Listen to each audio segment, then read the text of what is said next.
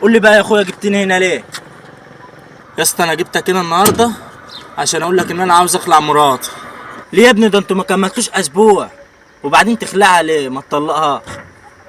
ما اصل العصمه في ايدها.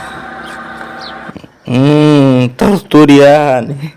انا انا هقول لك يا اسطى، مش هخبي عليك.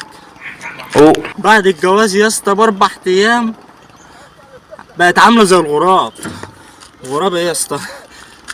شعرها باروكه. قلت ماشي قلت ماشي.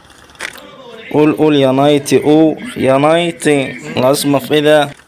تاني يوم الاقيها قصيره يا اسطى. بعد ما اتراها كانت لابسه كعاد قصيرين حلوين يا اسطى. ايوه ايه. عينيها اللي خضرا واللي احنا شفناها خضرا، عشان كده رحت اتقدمت لها. طلعت لينسز يا اسطى.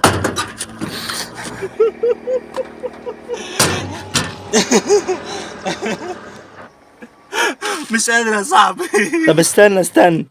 وفي حاجه تانية يا اسطى. جيت اتكلم في يوم لقيتها راحت مطلعه لي المطوه كده وقالت لي هشقك لو كلمت انا مراتك غصب عنك يا اسطى. انا جريت يا اسطى ساعتها. طب قول لي يا اسطى هنعمل ايه؟ انت لو كانت العصمه في ايدك كنت قدرت تطلقها على طول. ما هو ما ينفعش. ما اصل ايه تاني؟ اصل انا كنت كاتب لها الدهب 300 جرام في القايم. اجيب لها انا منين انا عشان اطلقها انا؟ اجيب لها منين؟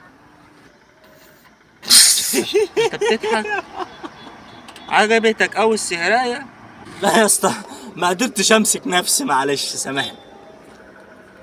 طب قول لي يا اسطى هنعمل ايه؟ قول لي، عاوز اخلص منها يا اسطى.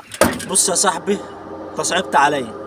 الموضوع ده خلاص عليا انا هخلعها لك زي الشعره من العجين. خلصانه؟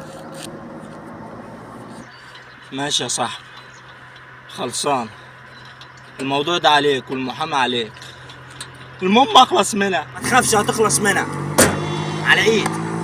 يلا.